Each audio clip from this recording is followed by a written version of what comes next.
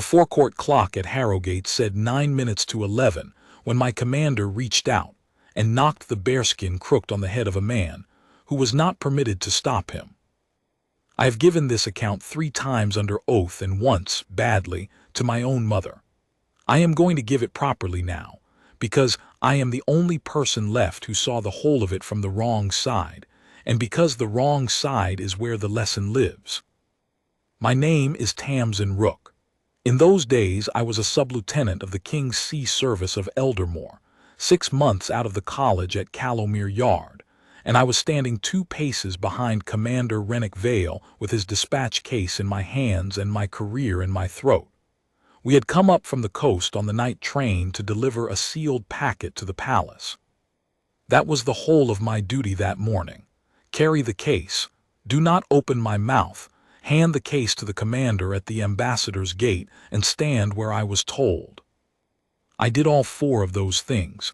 That is the part I have had to live with. The guard he struck was on the forward post at the forecourt railing, the one the tourists crowd against, where the gilded iron makes a fence of black and gold, and the cobbles have been worn into shallow dishes by 300 years of boots. Red wool tunic, brass buttons in a line so straight you could have used them to sight a gun, white gloves, the bearskin sitting on him like a black weather system.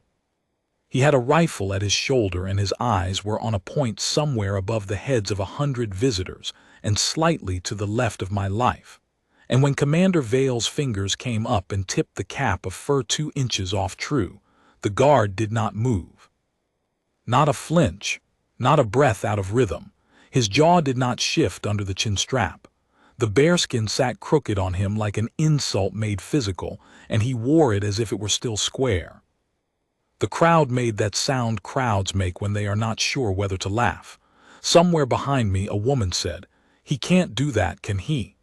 And somebody else said, "He's Navy, he can do what he likes," and that, more or less, was the theory Rennick Vale had been operating under since the day he was born. "Look at him," Vale said. He said it to the crowd, not to me. He had a carrying voice, the kind they teach you to build on a wind-scoured deck, and he threw it out over the railing the way a man throws bread to ducks. "Look at this, a doorman in a costume. They put a dead animal on his head and a toy on his shoulder, and they tell you he's a soldier." Lieutenant Merrick Sloan laughed. Sloan laughed at everything Vale said. It was the whole of his professional technique. He was leaning on the railing with his cap pushed back, and he had a phone out, and he was filming, and that detail matters more than anything else I will tell you. Phones came up all round us. That is what happens now. A man in a fur cap and a red coat, and a man in navy blue with gold on his sleeve, and one of them is shouting, and the other one is stone, and 40 strangers reach into their pockets and start recording, because they know before they know it that something is going to give. I want to be exact about what my commander did, because for 11 weeks afterward there were people paid very well to be inexact about it. He tipped the bearskin. He stepped in close and put his face a hand's breadth from the guard's face and said, "Eyes front. There's a good lad," in the voice you'd use on a dog. He walked the length of the post and back the way an admiral walks a quarterdeck, and he mimicked the guard's stance, chest out, chin in, and he made the crowd laugh at it. He reached out and flicked the metal ribbons on the man's chest with the backs of 2 fingers, tap, tap, and said, "Where do you buy these? Do they come with the coat?" The guard's eyes did not travel. There is a stillness that is a kind of absence, a man gone somewhere else inside himself, and there is a stillness that is entirely present, that is watching every single thing in front of it and choosing, second by second, to spend nothing. This was the second kind. I did not have the words for the difference then. I have them now, and they cost me a good deal. "Nothing," Vale said, delighted.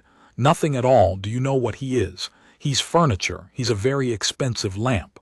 He turned to the railing and spread his hands. "I have stood a bridge watch in a 60-knot gale off Cape Sorrow. This man has stood on a paving stone." There was a second guard on the post, further along by the arch, a younger man with a raw chin-strap line on his jaw. Guardsman Perrin Sale, I learned later. He was as still as the first, but he was newer at it, and I saw the muscle jump twice in his cheek, and I thought, if that one moves, this ends badly, and my commander will tell it as a story at dinner for the rest of his life.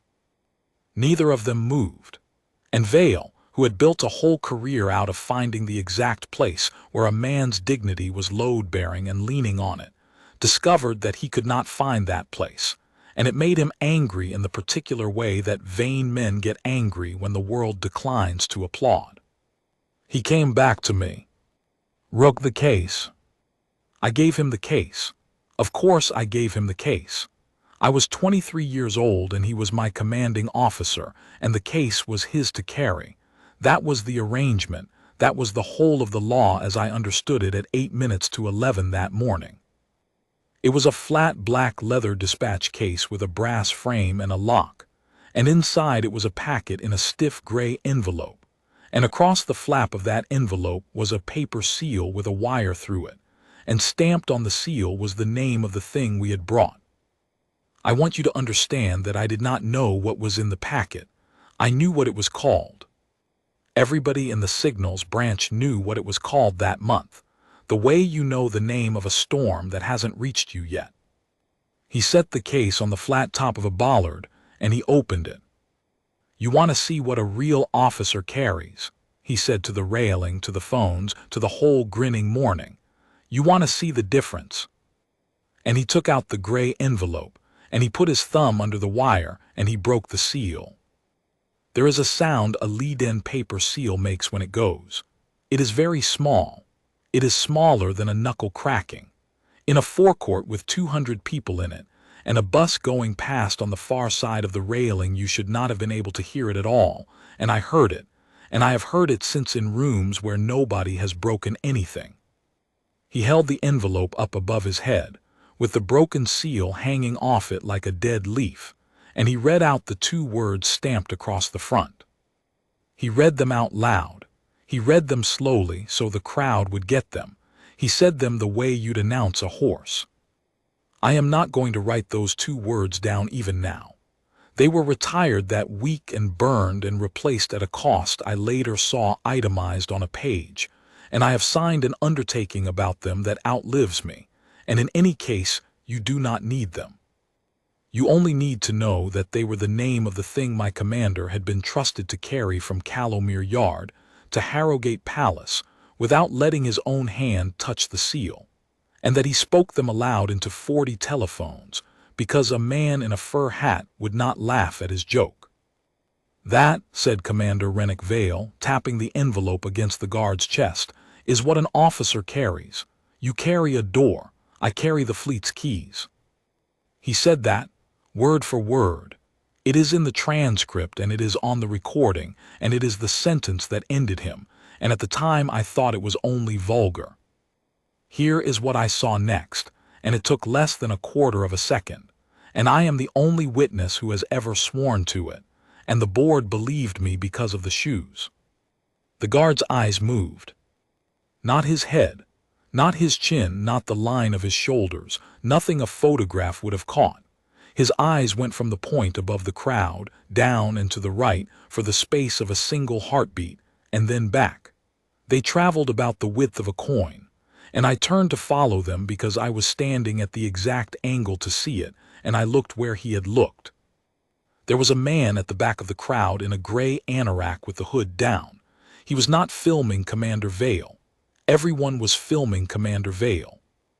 This man had his phone held low against his forearm, the way you hold a phone when you do not want the person in front of you to know that it is switched on, and he was not pointed at my commander's face, or at the guard's crooked bearskin, or at Sloane doubled over the railing. He was pointed at the envelope. I saw him for perhaps 2 seconds. I saw a gray anorak, a bald head with a white razor line above the ear, and a pair of shoes that did not go with the coat. Tan, brogued, polished, town shoes on a man dressed for a wet day at the docks. Then a family with an enormous pram wandered across my sight line, and when they had gone he was walking away toward the mouth of Kingsway with his hands in his pockets, and he did not stop to see how the show ended. And I said nothing. That is the second thing I have had to live with, and it is much heavier than the first. The forecourt clock struck 4 minutes to 11. My commander closed the case, tucked the envelope inside it, unbroken seal and all, I mean the broken one, hanging there, which is a thing I would have to say aloud 11 weeks later in a room with the Crown's own counsel in it, and he came back past the post one last time. He stopped. He looked up at the crooked bearskin, and he took hold of the fur at the front of it, and he pulled it straight again, gently, like a man tidying a shop dummy. "There," he said, "no harm done, enjoy your paving stone." The forecourt clock said 2 minutes to 11. 7 minutes after that, in a room 90 paces behind the railing, a hand I had watched hold a rifle for 20 minutes without a tremor signed an order that ended Commander Rennick Vale's career, his clearance, his father's ambitions for him, and in the end, a good deal of my own idea of how the world was arranged. I did not understand, standing there in the sunshine with my empty hands, that the clock had already been running. The relief came at 2 minutes to 11 exactly. You have seen it 1,000 times in photographs, and you have never once watched it. I watched it that morning because it was happening 10 feet from me, and I had nothing else to do with my eyes. Boots on cobbles, a color sergeant's voice going up into the air like a gull, the new sentries coming on and the old ones stepping off, all of it running on a timetable older than my service, older than the sea service itself. The whole business took under 2 minutes.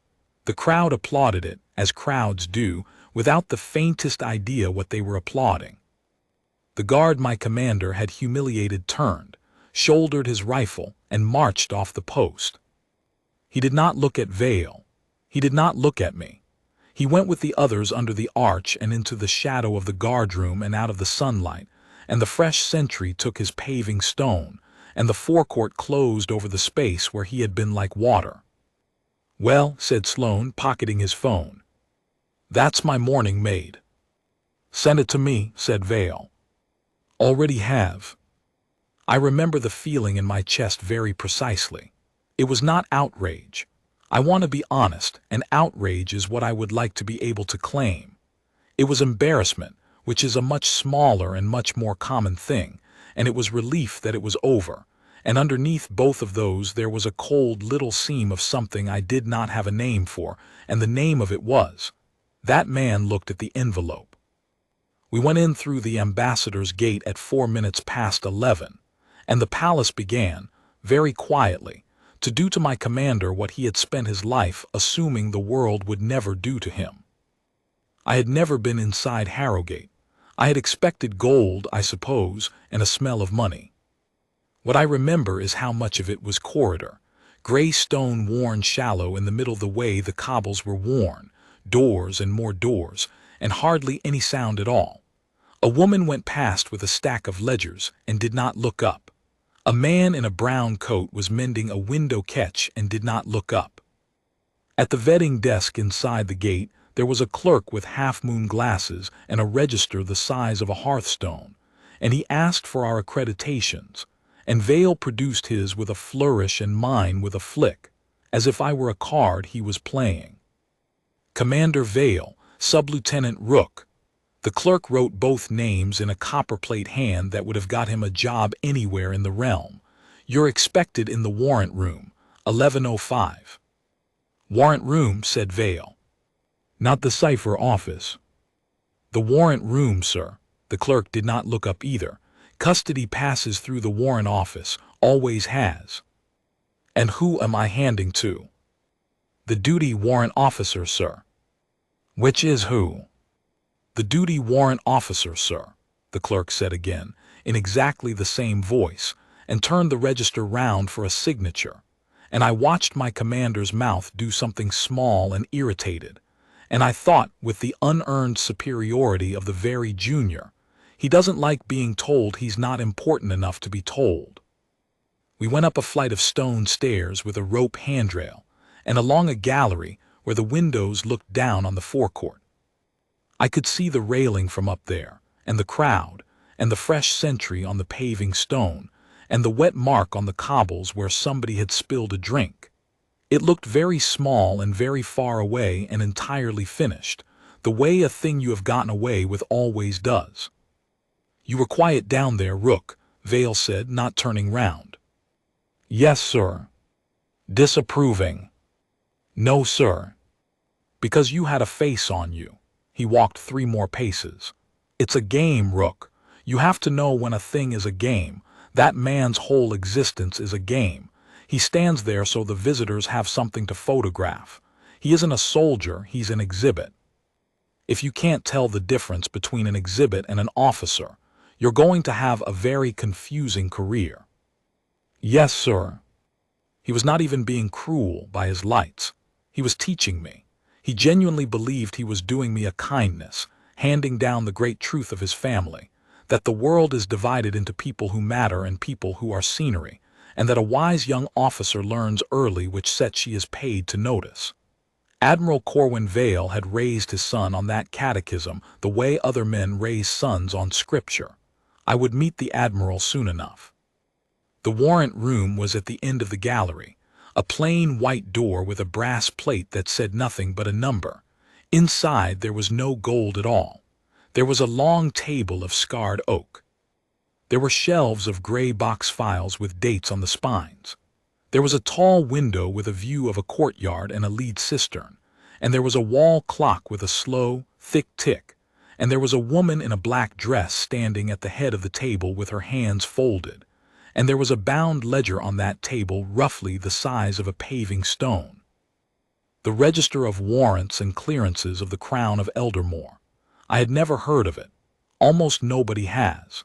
It is the book in which the palace records exactly who may carry what across its threshold and what they carried and who received it, and when and by whose signature, every seal, every packet, every cipher, every man cleared to know a thing, going back further than the sea service has existed. It is not a famous book. It is simply the book that has to be right. "Commander Vale," the woman said. "I'm Halwyn Frey, clerk of the register. Please sit. The duty warrant officer will receive the packet at 5 past. "He's not here." "He is coming off a post, sir." Vale sat. He put the case on the table and he unlatched it, and I saw Halwyn Frey's eyes go to the flap of the case and stay there, and I felt the room change temperature by about 1.5 degrees. "Off a post," Vale repeated, amused. "You mean he's got another job?"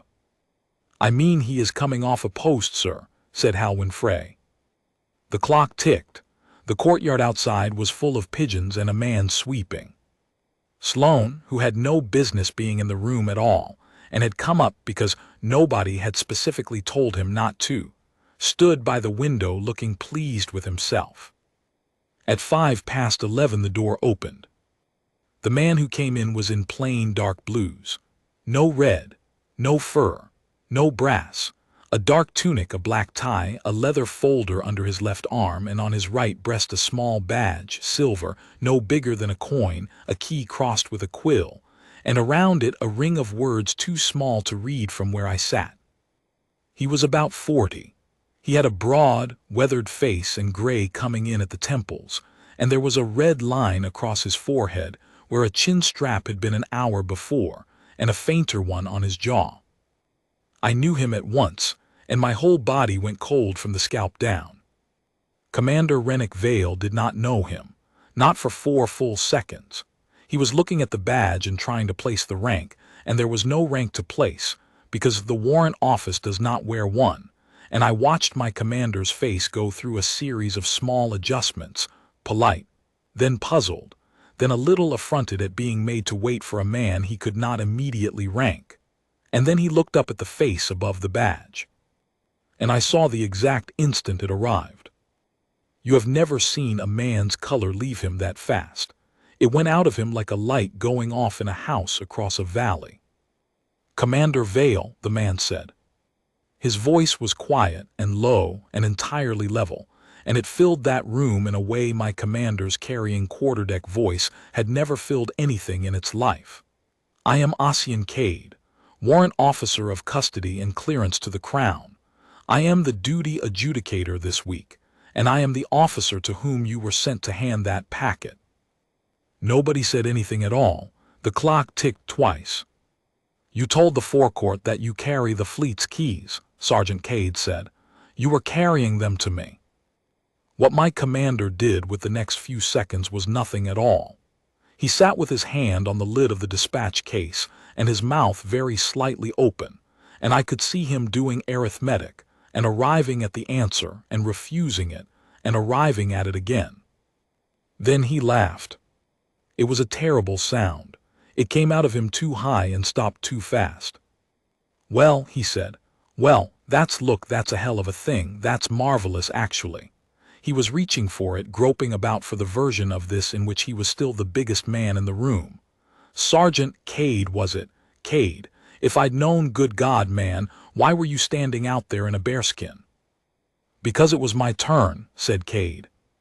He pulled out the chair opposite and sat down, and he set the leather folder on the table and squared it, and opened the great ledger, and turned it to the day's page, and drew the inkstand towards him. Every movement was unhurried and exact, and every one of them was the movement of a man who had done this several thousand times. "For the record and for the clerk," he said, "the packet was to be delivered under seal, hand to hand, from the cipher branch at Callowmere Yard to the warrant office at Harrogate. It was carried under Standing Order 9. Under Standing Order 9, the seal is broken in this room by the receiving warrant officer in the presence of the clerk of the register and the bearer. Is that your understanding, Commander?"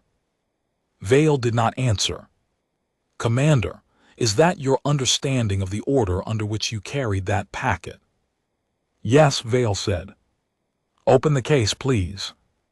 There was a long moment where I genuinely did not know whether he would do it. Then he opened the case, and Hal and Frey stepped forward, and Cade did not touch the envelope at all, not once, not with a fingertip. He looked at it lying there in the case, and he looked at the paper seal with the wire through it, split across the middle, the two halves curling away from each other like something opening its mouth. "Clerk," he said, "describe the seal." "The seal is broken, sir," said Halwyn Frey. "Broken where?" "Across the crown, both halves present, wire intact, paper parted." "Thank you," he wrote. The nib made a small dry sound on the page. "Commander Vale, was that seal broken when the packet was placed in your hands at Callowmere?" "No." "Was it broken in transit? A fault of the case, a catch, an accident?" And I watched Rennick Vale be given, with perfect fairness, the door out. Cade held it open for him. If he had said yes, it caught in the frame, it must have torn on the latch. There would have been an inquiry and a check of the case and a fleet armorer's report, and it might have gone very differently for a while. Instead, he lifted his chin, because he was his father's son. "I opened it," he said. "It's my packet. I carried it 300 miles. I don't require a lecture on paper from a man who spent his morning being photographed." "Thank you," Cade said, and wrote that down too. He wrote for perhaps 20 seconds. The clock ticked. Sloane had stopped looking pleased with himself and had gone the color of the courtyard wall. "Sub-Lieutenant Rook." I stood up so fast my chair went over backwards. I picked it up. My hands did not belong to me. "Sir." "You were on the forecourt?" "Yes, sir." Did the commander speak the designation of this packet aloud, in the open, in the hearing of the public? The whole of the rest of my life went through the eye of that question. I want to be truthful about this, too. I did not decide to tell the truth out of courage. I told the truth because I was 23 and terrified, and a man with a quiet voice had asked me a direct question in a room with a book in it, and there was nothing in me that could have produced a lie fast enough. "Yes, sir." He read it out twice, sir. He held the envelope above his head. "Rook," said Vale very softly. "Were there telephones recording?" Cade said, as if my commander had not spoken. "Yes, sir, perhaps 40. Lieutenant Sloane was recording, sir." He said he had already sent his to the commander. I did not look at Sloane. I have wondered since whether that was the moment he began to plan what he did later, or whether he only decided it that night, on the train, with the Admiral's number in his phone.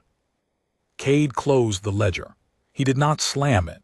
He simply let it shut under its own weight, which is a sound I would not care to hear again. He took a form out of the leather folder. It was a single sheet, and it was pale amber, and it had a printed border and 3 lines on it. "Commander Rennick Vale," he said, "under Article 14 of the Custody Act, a witness compromise of sealed material obliges the duty adjudicator to suspend the bearer's clearance at once, before any question of fault, blame, or motive is examined by anybody. That is not a punishment. Nobody has punished you. This is a door being closed while the house is searched." He wrote 3 lines. He dated it. He looked at the wall clock and he entered the time, and then he signed it, and the pen did not hesitate anywhere. Halwyn Frey took it, and countersigned, and set a seal on it, and carried it to a wooden hatch in the wall beside the door and put it through, and somewhere behind that wall a bell rang once, softly, like a bell in a shop. "Your palace accreditation is void from this moment," Cade said. "Your fleet clearance is suspended, and the notice has gone to Callowmere Yard, to the Cipher Branch, and to the Crown Security Council. You will not touch that packet again. You will not leave this floor unaccompanied. The Household Military Police will take custody of the case, the envelope, and the broken seal, and will take a statement from you, and from Lieutenant Sloan, and from Sub-Lieutenant Rook. The cipher that packet carried is dead as of 11 o'clock this morning, and everything built on it will have to be built again." "You can't do this," Vale said. "It is already done. Do you know who my father is?" "Yes," said Ossian Cade. That was all. He did not say it with contempt. He said it the way you would confirm the day of the week, and it was so much worse than contempt that I saw Vale's hand close on the edge of the table. I looked up at the clock on the warrant room wall. It said 5 minutes past 11, and because I had spent my whole morning looking at clocks, because the forecourt clock had been striking away over my head, while my commander tipped a man's cap sideways and read out 2 words that were never meant to be read aloud anywhere but in this room, I did the arithmetic without meaning to, and I have never been able to undo it since. 2 minutes to 11, my commander had straightened the guard's bearskin with his own hand, and told him no harm was done. 5 minutes past 11, that same hand had taken his clearance away. 7 minutes. It took 7 minutes, and 6 of those were the walk. They took him out through a door at the back, not the way we had come, and I never saw Rennick Vale in uniform again. Here is the part that people always get wrong when they tell this story in the mess, and they tell it in every mess in the fleet now, usually badly. They tell it as revenge, as the great sweet moment when the toy soldier turned out to be the man with the pen, and they laugh, and they say 7 minutes, and they raise a glass. Every time I hear it told that way, I want to put my hand over the mouth of whoever is telling it, because it is a lie, and because the truth is better, and because the man it is about would have hated it. Ossian Cade did not take Rennick Vale's clearance, because Rennick Vale humiliated him. I can prove that, and I will, in its place. Carry it with you through what comes next, because what comes next is 11 weeks of a great many powerful people insisting on precisely the opposite, and for a while it looked as though they were going to make it stick. They kept me in the palace for 6 hours. Not as a prisoner. A young man from the Household Military Police brought me tea, and then a woman with gray hair and a provost's braid on her cuff sat down opposite me in a room with green walls and took my statement 3 times over. Provost Marshal Etta Craith, I would come to know her rather well. "Again from the beginning," she said the 3rd time, "and this time don't tidy it." "Ma'am, you keep saying the commander removed the envelope from the case. He didn't remove it. You told me the first time that he took it out and held it over his head and read it to the crowd like a man announcing a horse. That's what you saw. That's what goes down." She tapped her pen. "You're translating him into a version that's easier for you to have served under. Stop it. Give me the man." So I gave her the man. It took an hour and 40 minutes, and it was the most unpleasant hour and 40 minutes of my life up to that point. And at the end of it she squared her papers and said, "Now tell me about the man in the gray anorak." And that is how I learned that Sergeant Ossian Cade, in his own statement, taken at 11:30 that morning, while he was still in his plain blues with the chin strap mark on his jaw, had described a man I had seen for 2 seconds and had not mentioned to a living soul. Craith read it to me off the page, flatly, in a voice with no color in it, and every hair on my arm stood up. Male 40s to 50, height 5'9" or 10, gray waxed anorak, hood down, 3/4 length, worn at the left cuff, bald with a razor line above the right ear, heeled, old. Blue-gray trousers, tan brogued shoes, well-polished town shoes, wrong for the coat and wrong for the weather. Telephone held low against the right forearm, screen turned inward, thumb on the side of the case, the grip of a man recording without wishing to be seen to record. At no point did he raise the telephone toward the commander's face or toward my post. He kept the lens on the envelope. He arrived on the forecourt at approximately 12 minutes to 11, which is to say, after the commander's party arrived and before the commander opened the case, and he left immediately after the designation was spoken aloud, and did not stay for the remainder of the incident. He passed out of the forecourt by the Kingsway mouth on the west side. He did not look back. "Well," said Craith. "That's him," I said. My voice came out wrong. "That's exactly him. The shoes, I noticed the shoes." "So did he." She took the page back. "Everybody thinks that man's job is being looked at, Sub-Lieutenant. The job is looking. Sergeant Cade has stood that forecourt 1 week in 8 for 11 years. Do you know why a man who signs the clearances of half the realm stands a sentry post in a bearskin like a boy of 19? No, ma'am. Because if he didn't, the palace would learn his face. You can't run a warrant office with a famous man." She stood up and put her cap on. "So once a month or so he goes out and stands in front of the whole world, and the whole world takes his photograph, and not one soul in it has ever once seen him. Your commander looked directly at Ossian Cade for 20 minutes at a range of 18 inches and came in here and didn't know him from a lamp post." She paused at the door. "He told you so himself, didn't he? An exhibit, was it? A very expensive lamp." I did not answer. "They always say the same things," said Provost Marshal Craith, and went out. They put me on the 6 o'clock train back to the coast with a provost corporal for company and my orders in an envelope, and I sat in the corner of the compartment with my forehead on the cold glass and watched the country go by backwards, which felt about right. The story was out before we reached the second station. It was out because 40 people had filmed it, and because the internet does not care about the register of warrants and clearances of the Crown of Eldermore. What went out was 31 seconds long. It had been cut from Sloane's own recording, Sloane's, sent to Vale, and from Vale's telephone to 2 friends in a private message, and from there, within an hour, to everywhere. 31 seconds. A naval officer in a beautiful coat tipping a guardsman's bearskin sideways, the guardsman not moving, the officer strutting, mimicking, flicking the metals. He's furniture. He's a very expensive lamp. The crowd's uneasy laughter, and the guardsman standing there taking it, eyes front, red wool and white gloves and absolute stone. It stopped there, deliberately. The clip stopped before the case was opened. By midnight it had 4 million views and a name. They called it the Lamp Post Video. And by the following evening it had done something that surprised everybody, including, I think, the men who leaked it. It did not make Renwick Vale look powerful. It made the guard look like a mountain. By the Thursday there were people standing at the forecourt railing who had never in their lives given the King's Guard 1 minute's thought, and they were not filming, and they were not shouting, and quite a few of them were old.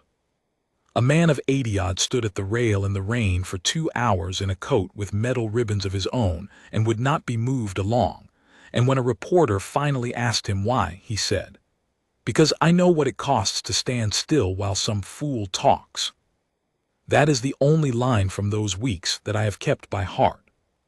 And in Calomere Yard, where I was, the sea service closed like a fist. We are not a wicked service. We are a proud one, and pride is a strange machine.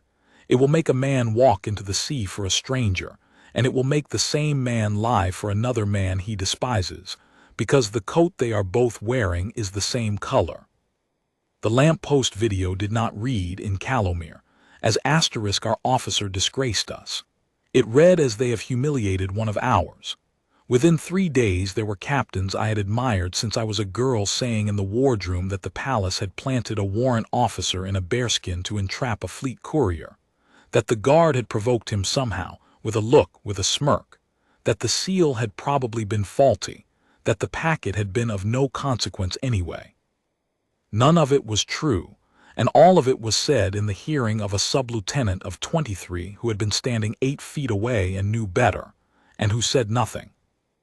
And then, on the 9th day, Admiral Corwin Vale came down to Calomere Yard, and the whole thing stopped being a scandal and started being a war. I had seen the Admiral once before, at a distance, on a reviewing stand. Close to, he was smaller than his son and about 4 times as dangerous. He had a face like a closed drawer, and he was courteous to absolutely everybody. And by the end of his 2nd day at the yard, 3 officers had been reassigned, and the fleet's press office had issued a statement of 140 words that did not contain a single untrue sentence and was, taken as a whole, a lie of a purity I have never seen equaled.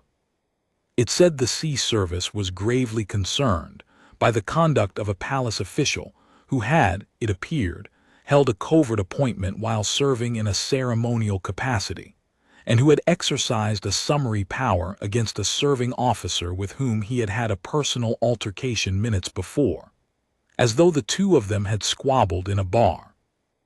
And it worked because it had the one thing that lies need, which is a shape that fits comfortably in the hand. A humiliated man took his revenge with a pen 7 minutes later. Of course he did. Wouldn't you? That is a story everybody understands, and it turned Ossian Cade in about 4 days from a mountain into a small vindictive official in a plain coat. The Board of Inquiry was convened not into Commander Revoked Vale. It was convened into Sergeant Ossian Cade. They had found the one crack in the whole edifice, and I will be fair to them. It was a real crack. Under Article 14, the duty adjudicator suspends a clearance the moment he witnesses a compromise. He has no discretion, he must. But he is a human being, and if the man he is suspending has just spent 20 minutes tipping his hat off his head in front of 200 people, a reasonable person might ask whether the pen came down quite so fast because of the seal or because of the hat. So the fleet's case, argued by a very good lawyer at the Admiral's expense, was that the seal was a pretext, that Cade had concealed his appointment in order to entrap, and that a warrant officer who had been personally provoked ought to have stood aside and let another adjudicator handle it. The last of those was the sharpest. I remember reading it and thinking with a sick lurch, that's true, he should have stood aside. I did not know then what was in the register. Nobody outside the warrant office knew what was in the register. That is rather the point of the warrant office. They suspended Cade's warrant 3 weeks in. Pending the inquiry, they said. Purely procedural, they said. It is what the warrant office would have done to anybody. It is, in fact, exactly what he did to Revoked Vale, and if he had objected to it for 1 second the case against him would have written itself. He did not object. He signed the acknowledgment, handed in the silver badge with the key and the quill, and went back to the only other thing he was, a sergeant of the King's Guard, 3rd Company, with 11 years on the roll. They put him on a side gate. Not the forecourt, the palace was not going to hand the newspapers a photograph. A tradesman's gate on the north side off the tourist route, where the deliveries come in and the bins go out and hardly anybody passes but drivers and gardeners. 4 hours on, 4 off. Rifle. Bearskin. Eyes front. He stood it for 6 weeks. I want to put down here what the packet had actually been, because the fleet spent a great deal of money persuading the realm that it had been nothing.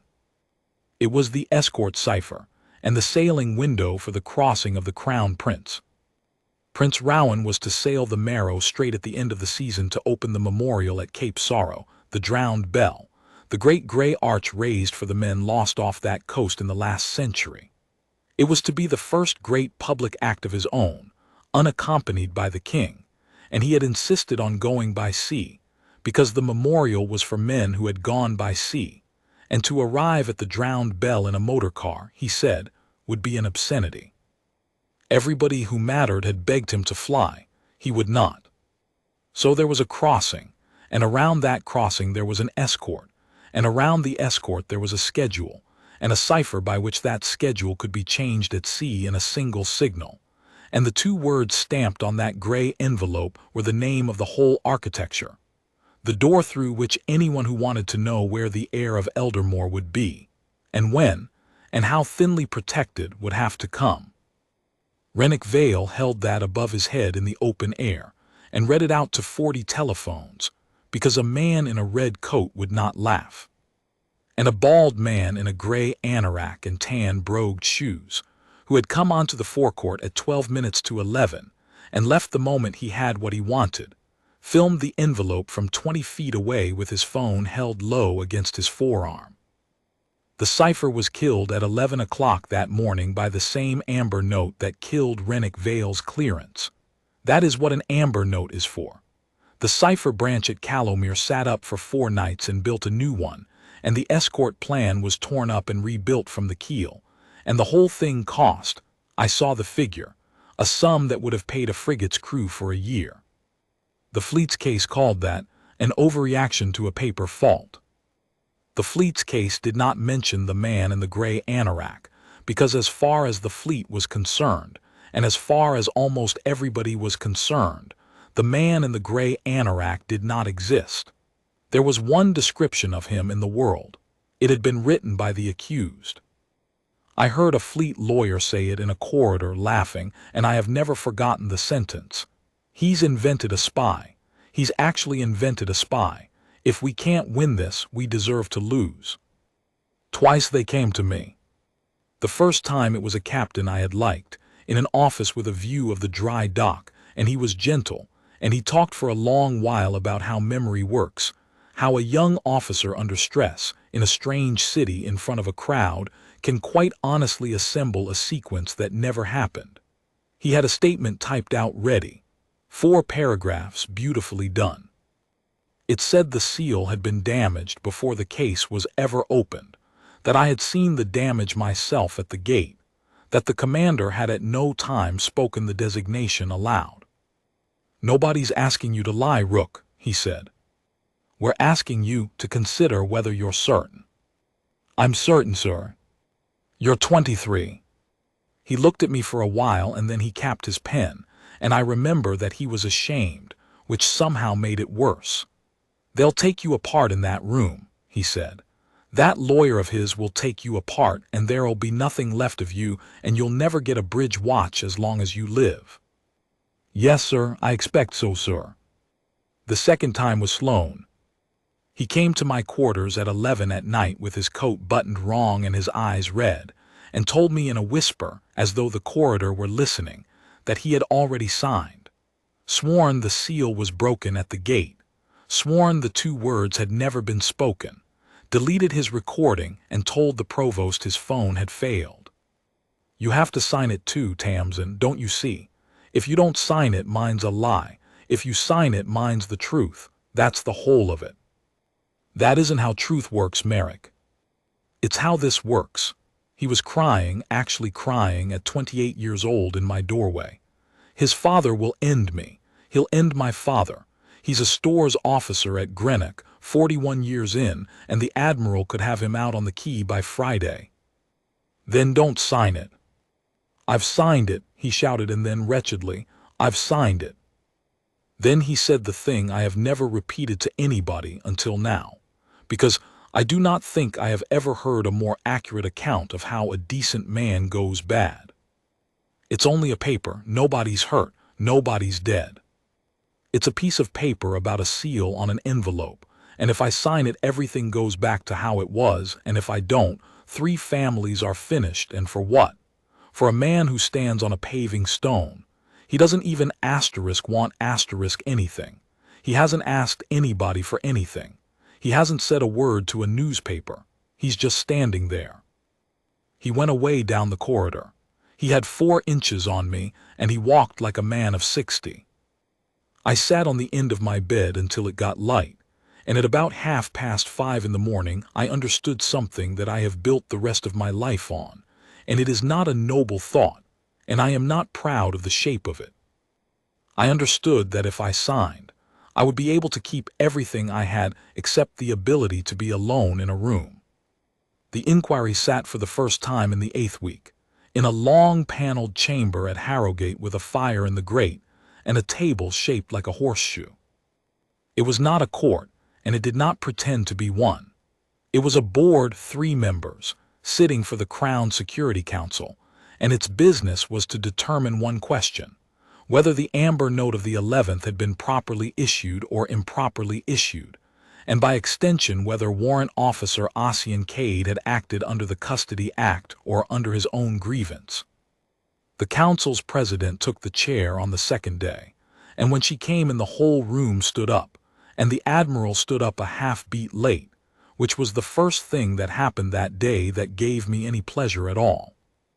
Princess Adela, the king's sister, 61 years old that autumn, dressed like a woman who intended to do some gardening later, with a voice you could have used to cut glass, and a habit of listening with her eyes shut that terrified everybody who did not know her, and terrified them more when they did. "I will say 2 things once," she said, before a word of evidence was heard, "and then I will say nothing until I have to." The room waited. First, this board is not interested in the sea service, and it is not interested in the household, and it is certainly not interested in the estimates. Anyone who imagines that this room is a place to conduct that argument may leave now with my blessing and my long memory. Second, it has been widely and cheaply said that a man was humiliated and took his revenge 7 minutes later with a pen. If that is what happened, this board will find that it happened, and the warrant officer concerned will be broken, and I will sign it myself and sleep. The Crown does not keep a book of clearances so that a proud man may settle his scores in it. She sat down. Begin. They began with the seal, and for 3 days it went badly for us. The fleet's lawyer was a man called Pellew, and he was very good indeed. He never once raised his voice. He took the palace's own case and turned it over gently, like a man turning over a stone, and he asked a series of questions to which the honest answers were all, individually, damaging. Was the Warrant Office's appointment concealed? Yes. Was Sergeant Cade wearing, at the time of the incident, a uniform which gave no indication of that appointment? Yes. Was he under any duty to identify himself to Commander Vale on the forecourt? No. Had he done so? No. Had he at any point in those 20 minutes taken any step whatever to prevent the very compromise he later punished? A word, a signal, a raised hand. And Ossian Cade, standing at the little lectern in his plain blues with his hands at his sides, said, "No, sir." "You could have stopped him," Pellew said. "With 1 word you could have stopped him. Commander, do not open that. 4 words. You would have prevented the compromise entirely, the cipher would have lived, the Crown would have saved the cost of rebuilding it, and my client would be at sea today." "You did not speak." "No, sir." "Why not?" And I sat in the 4th row and watched the board lean forward, and I watched the Admiral's closed-drawer face, and I understood that this was the hinge of the whole thing, and that if the answer was asterisk because I wanted to see how far he would go, then Ossian Cade was finished and would deserve to be. "Because I was on a post, sir," he said. "That is not an answer." "It is the only one I have." He did not raise his voice either. Those 2 men in that room were the quietest thing in the realm that week. A sentry does not speak on his post, Not to a man who tips his cap, not to a man who spits, not to a man who calls him a lamp. If he speaks to one, he speaks to all, and then he is not a sentry. He is a man in an argument with the public, and the post is worth nothing. He paused. I did not know what was in the envelope, sir. I knew it was under seal, and I knew the seal was not mine to be concerned with until it came through the door of my room. I could not stop him. I could only see him. You could have shouted.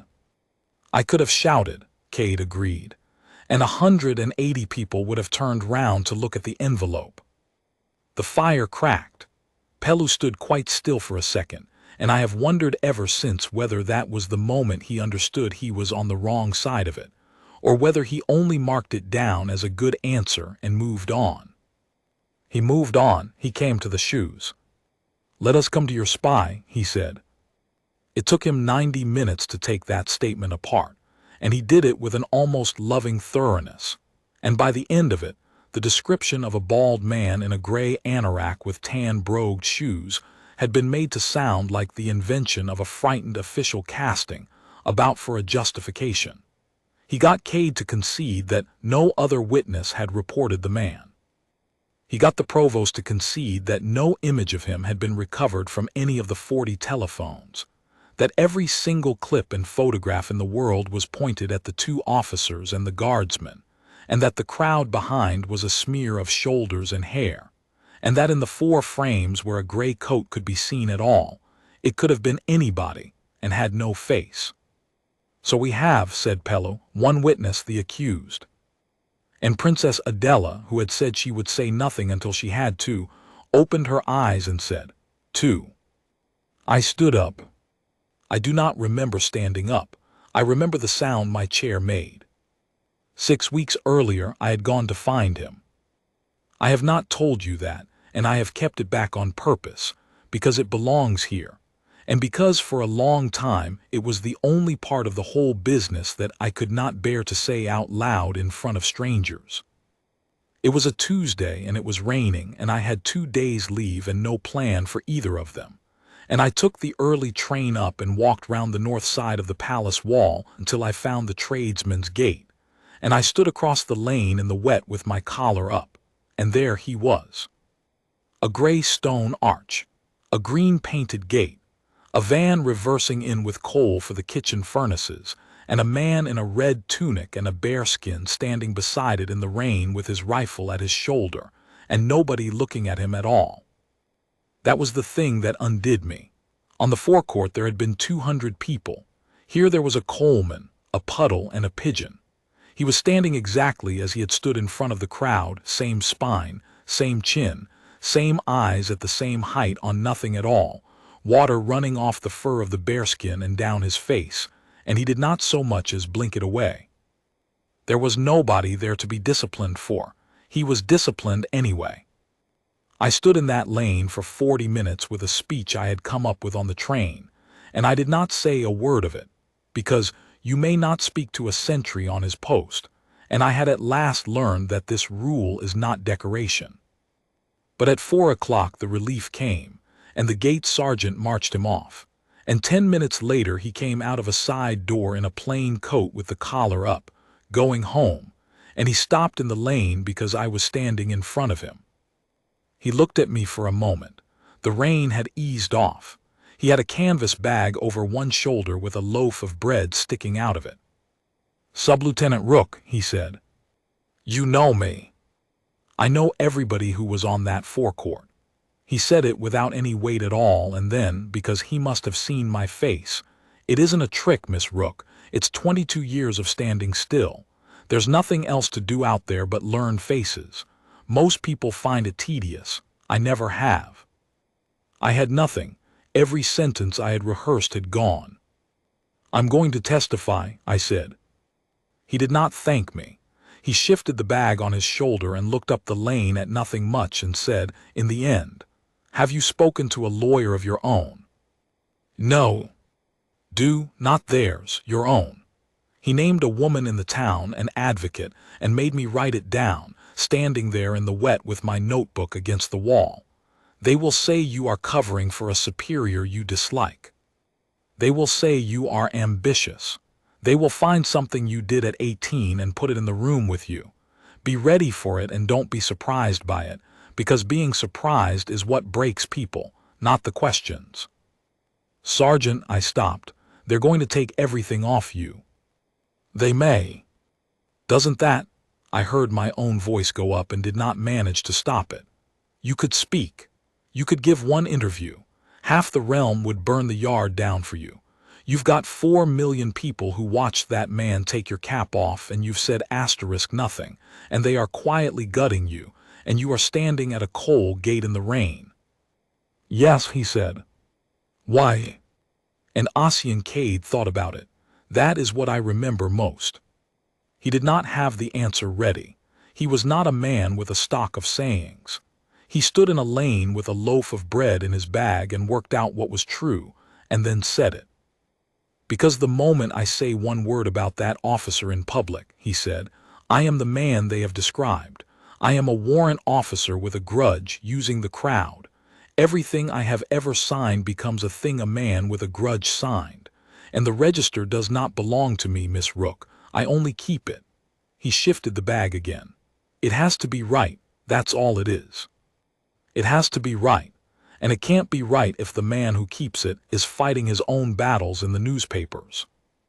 And if they break you, then it will still be right, he said, and somebody else will keep it. He nodded to me, and he walked off up the lane, a middle-aged man in a wet coat with a loaf of bread, and turned the corner, and that was the whole of the only conversation I ever had with him before the inquiry. Halfway to the station, I stopped in the street and stood there like a fool with people going round me, because I had realized what he had not said. He had not asked me for anything. He had not asked me what I would say. He had not asked me to help him. He had asked whether I had a lawyer, and he had told me to get one, and he had spent his only 10 minutes with the one witness who could save him, making certain that saving him would not destroy her. I had been in the sea service 6 years by then, and I had met brave men and clever men and a great many charming men, and I had never once met a man who did not, in the end, ask. So, the board, the fire, the horseshoe table, and the princess with her eyes open. I gave my evidence for 4 hours and 20 minutes. The first hour was mine, and it was straightforward, and I told it exactly as Provost Marshal Craith had made me tell it in the room with the green walls. Not tidied, not translated, the man as he was. The bearskin. The metals tap tap, he's furniture. He's a very expensive lamp. The bollard, the case, the thumb under the wire, the small dry sound of a seal going. The envelope held up over his head. The 2 words spoken twice slowly so the crowd would get them. And the eyes.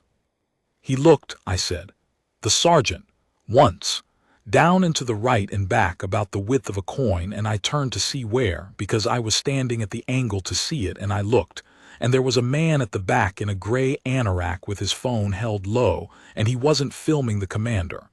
He was filming the envelope. Describe him, said Princess Adela. Bald, ma'am, a white scar line above the ear, gray waxed coat, and his shoes were wrong. Wrong. Tan, brogued, polished, town shoes, ma'am, in the rain with a docker's coat. I looked at them because they didn't go, and then a family came across in front of me, and when they'd passed he was walking away.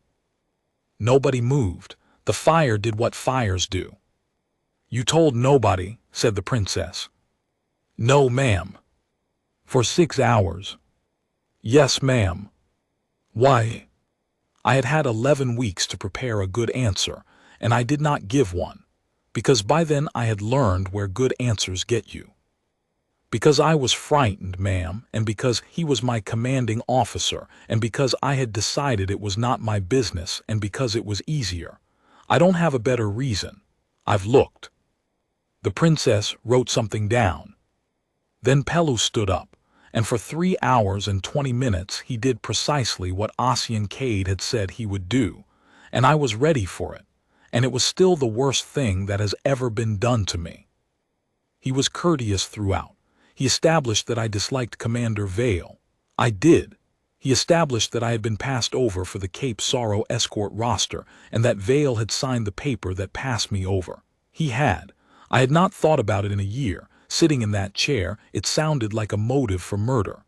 He established that I had been reprimanded at 19 for an unauthorized absence from the college. I had gone home for my father's operation.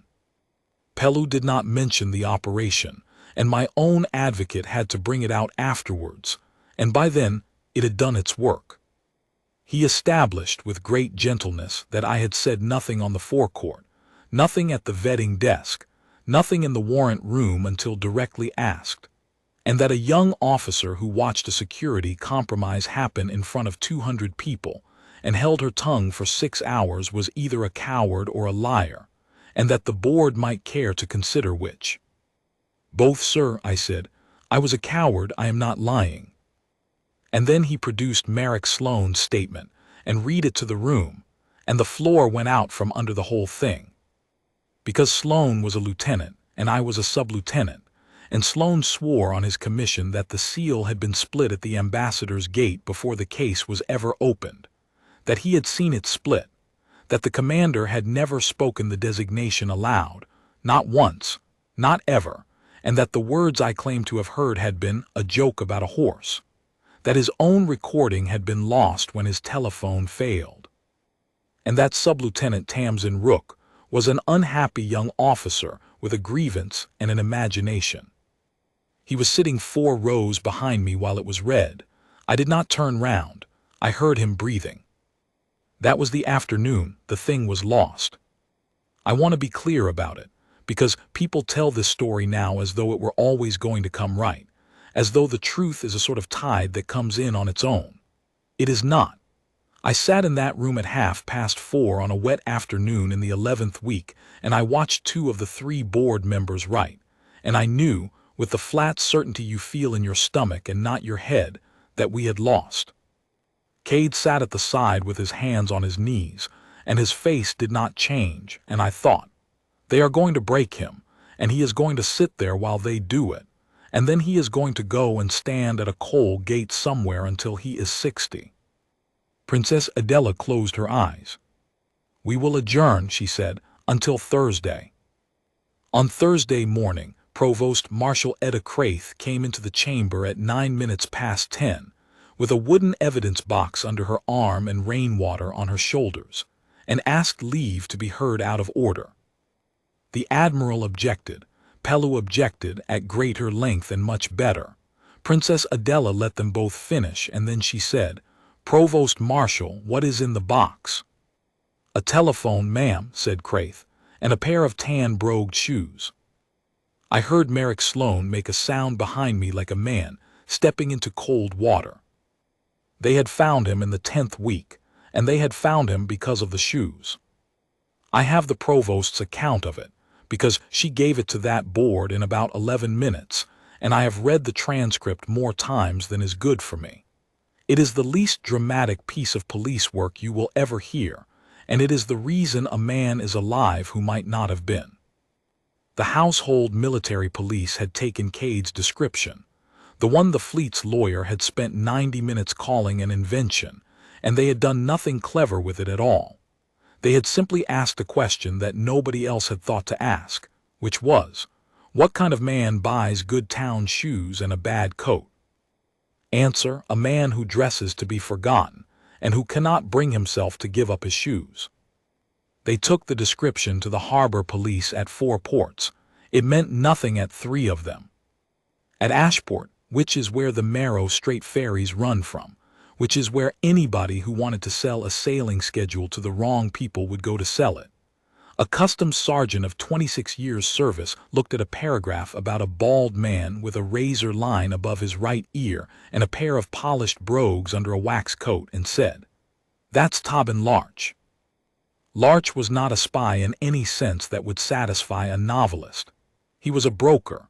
He bought and sold information about ships, sailing times, cargoes, drafts, escorts, out of a rented room with a view of the fish market, and he had been doing it for 19 years, and he had never once been convicted of anything because what he sold was words. He had gone up to Harrogate that morning on the coach. He had a standing arrangement with a clerk in the cipher branch's outer office, since dismissed and charged, who told him for money when a courier was moving. He had known that a fleet officer would be carrying something to the palace at 11, and he had gone to stand in the crowd on the chance of seeing a name on an envelope. He expected nothing. He told the provost afterwards, with what I am assured was real bewilderment, that in 19 years no courier had ever given him anything at all, and that he had gone that morning the way a man buys a lottery ticket. And a commander of the King's Sea Service had held the envelope over his head and read out the name of it twice slowly, so that the crowd would get it. They took him at Ashport in the ferry terminal with the phone in a locker and the footage still on it, unsold. He had spent 11 weeks looking for a buyer who would believe him, and the price he was asking had been coming down all that time, and the men he was dealing with had begun, at last, to believe him. Nobody was hurt in the arrest. He was walked between two provost corporals across a concourse full of people eating chips, and he did not resist, and he asked whether he might have his coat. Craith opened the box in front of the board. The clip was 1 minute and 51 seconds long. There was no sound on it worth having, wind and the crowd and a bus. It was shot low, from hip height, at an angle, and it was steady, because a man who has done this for 19 years knows how to hold a phone still. It showed the bollard. It showed the case opening. It showed a hand come out of the frames left with a gray envelope in it, and a thumb go under a wire, and the seal split, and the two curling halves of it, and the envelope go up into the sunlight above a naval officer's head, and it showed his face turned up and his mouth shaping twice, slowly, two words that were, by then, dead and buried and rebuilt at the cost of a frigate's crew for a year. And it showed, standing 18 inches away with a rifle on his shoulder and a bearskin sitting slightly crooked on his head, a man in a red coat who did not move. The board watched it 4 times. The 4th time Princess Adela asked for it to be stopped, and she sat looking at the stilled frame for a good while, and then she said, "Play the last 6 seconds again." In the last 6 seconds of Tobin Larch's recording, the guard's eyes move. Down and to the right and back, about the width of a coin. Straight into the lens. Merrick Sloane withdrew his statement that afternoon. He did it himself, without being asked, standing up in the middle of Pellou's re-examination of a cipher branch witness, in front of the board and the admiral and 40 seated officers. "Ma'am, I'd like to correct my evidence," he said, and then could not get anything else out for the better part of a minute. Princess Adela waited. She was extremely good at waiting. "The seal was whole at the gate," he said at last. "The commander broke it on the forecourt. I saw him do it. I filmed him doing it. He read the words out. I deleted the recording on the 12th, and I told the provost my telephone had failed and that was a lie. My statement was written for me, and I signed it, and every material line in it is false."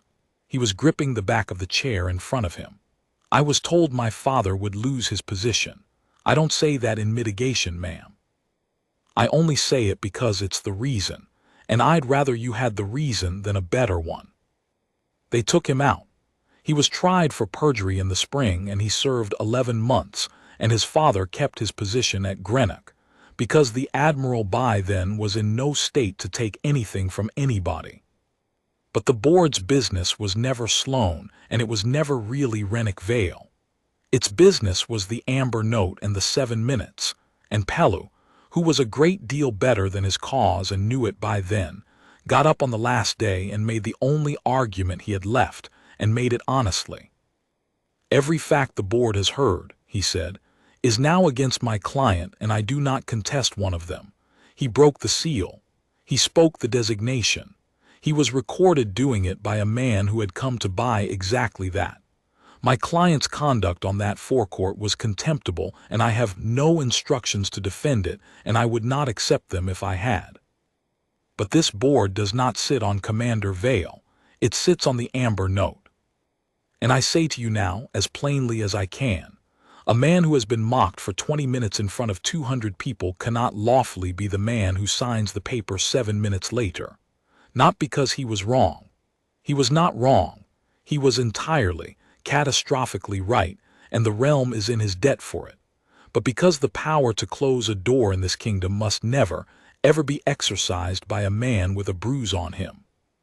If you uphold this note as it stands, you will have written a sentence into the law of Eldermore that says, "Humiliate a warrant officer at your peril, for he may sign your life away before the hour is out, and every clearance he ever signs afterwards will carry that shadow." I ask the board to find the note improperly issued, and to leave Commander Vale to the consequences he has richly earned by another road. He sat down. It was a fine argument. It was, I thought, unanswerable, and I sat there with my hands cold and thought, he is going to lose it here at the very end on the one point that was always true. Princess Adela did not look at Pelu. She looked at the clerk of the register, Halwyn Frey, sitting at the side table in her black dress with the great ledger closed in front of her. "Clerk," she said, "read the entries for the 11th of that month, all of them in order." And Halwyn Frey opened the register of warrants and clearances of the Crown of Eldermore, and found the page and read. 1105. Amber note issued, Article 14, witnessed compromise of sealed material. Bearer, Commander Renick Vale, King Sea Service. Clearance suspended. Signed, okayed, duty adjudicator. Countersigned, H. Frey, clerk. Go on. 1106. Cipher designation retired understanding instruction. Notice to Cipher Branch, Callowmere Yard. Signed, okayed. Go on. 1108. Custody of packet, case, and broken seal transferred to Household Military Police. Signed, okayed. Received, E. Craith, Provost Marshal. Go on. Halwyn Frey turned the ledger a little towards the light. 1111, she read. Notice of recusal. The duty adjudicator, having on this morning been the subject of a personal provocation by the bearer in a public place, and having discharged the mandatory suspension required of him by Article 14, hereby recuses himself from any and all further adjudication touching Commander Renick Vale, and refers the whole matter to the Crown Security Council for determination by others. He asks that this entry be brought to the notice of any board hereafter convened. Signed, okayed, Warrant Officer of Custody and Clearance. Countersigned, H. Frey, clerk. The fire cracked. 1111, said Princess Adela, 6 minutes after the note. Yes, ma'am. Before any newspaper had the story, before any board existed, before he had any reason on God's earth to expect that anybody would ever look at that page. Yes, ma'am. He wrote himself out of it, the princess said, at 11 minutes past 11 while the man was still in the building. She turned at last to the horseshoe's open end. Mr. Pelu, your argument is that a bruised man may not hold the pen. It is a good argument and I accept it entirely. The warrant officer accepted it before you were briefed. He did the one thing the act obliged him to do, the door, the closing of it, and then he took his hands off the matter and gave it to us, and he has not touched it since, and he has stood at a coal gate for 6 weeks while other people decided what he was. Pelu stood and did not sit down again for a moment, and then he inclined his head. I am obliged to the board, he said, and I withdraw the submission. That page hangs in facsimile in the corridor of the Warrant Office at Harrogate now, and every new man in that office is walked past it on his first morning and made to read it. 1105, the door. 1111, the hands off the door. 6 minutes, he would not even keep the power to be right. The finding came down on a Friday, and it took 11 seconds to read. The amber note of the 11th was properly and lawfully issued. The recusal was proper. The suspension of Commander Renick Vale's clearance was confirmed as a revocation, permanent, without leave to reapply, on the finding that he had willfully broken the seal of classified material in a public place, spoken its designation aloud before an assembled crowd, and thereby delivered into the hands of a broker of stolen sailing schedules the name of the architecture protecting the passage of the heir of Eldermore. He was permitted to resign his commission. He was not permitted to keep it. There was no prison for him, and I have made my peace with that. The courts wanted a conspiracy, and he had not conspired. He had only postured, and the law of Eldermore does not lock a man up for vanity.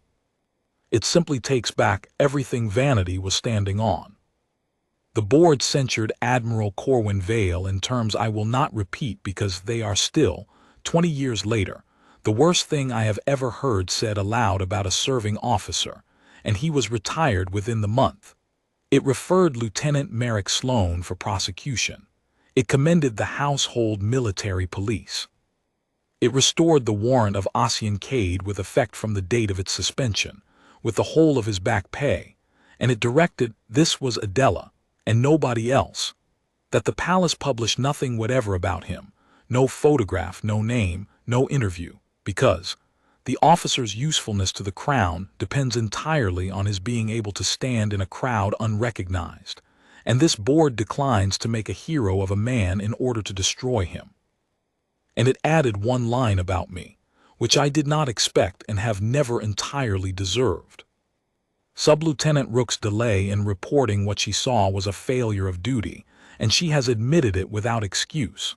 Her evidence, given at obvious cost, was truthful throughout, and this board would not have reached the truth without it. She is reprimanded. She is also, in the board's view, exactly the kind of officer the sea service will need when the men who lied to it are dead. I read that on a Friday afternoon in a corridor at Harrogate, and I went and stood in a stone alcove by a window for 10 minutes because I did not want anybody to see my face. I saw the king once in the whole of it, only once. It was the same afternoon.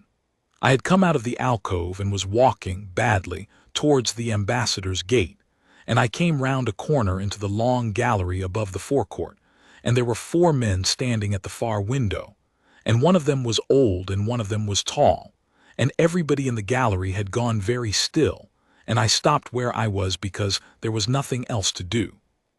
King Alaric was at the window with his hands behind his back, looking down at the railing and the crowd and the paving stone, and beside him was the Crown Prince, and beside the Crown Prince was Provost Marshal Craith, and standing a pace back from all 3 of them, in plain dark blues with a silver badge back on his breast, was Ossian Cade. I was too far away to hear all of it. I heard the end. The king said something quietly, and the sergeant answered. I could not catch it. And the king said, louder, in the voice of a man who wanted the gallery to hear him, and did not intend to say it twice. No, you will not tell me it was the act.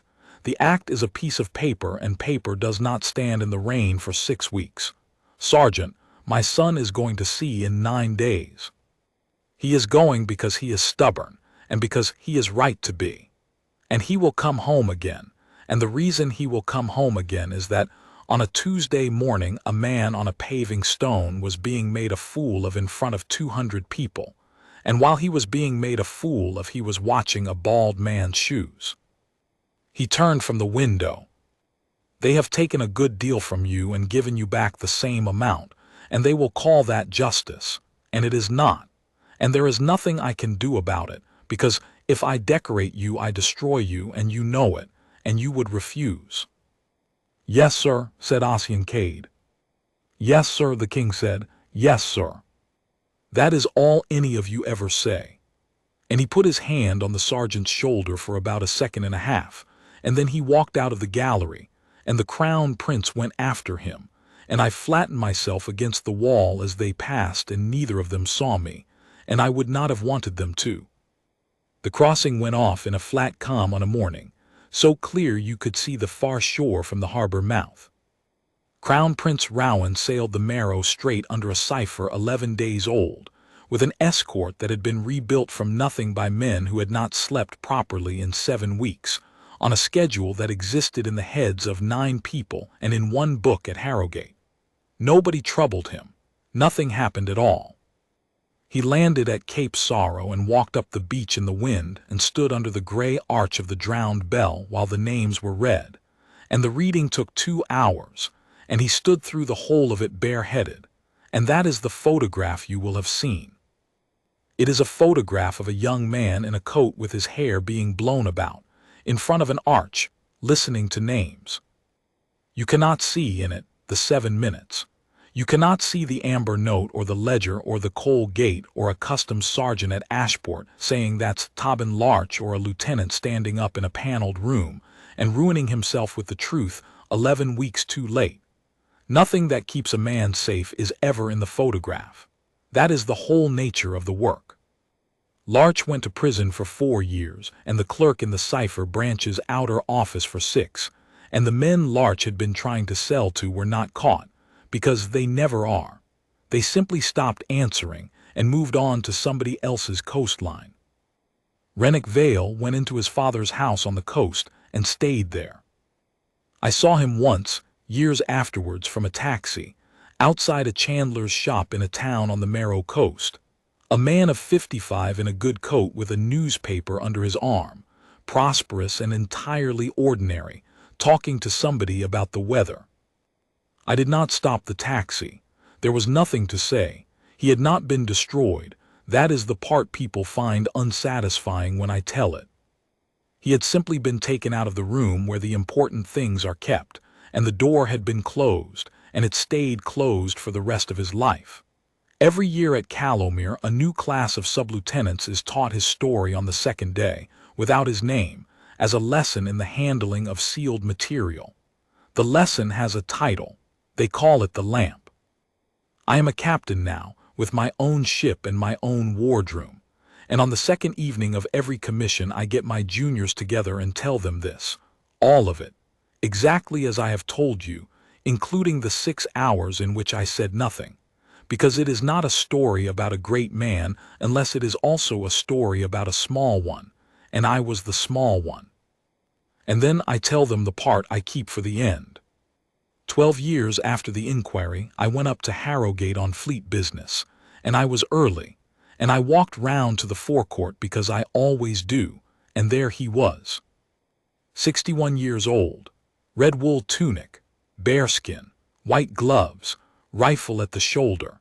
He had gone on standing his 1 rotation in 8 for the whole of that time, a warrant officer with the clearances of half the realm in his signature, out on a paving stone in the sun with 100 people photographing him and not one of them, not one, knowing his name.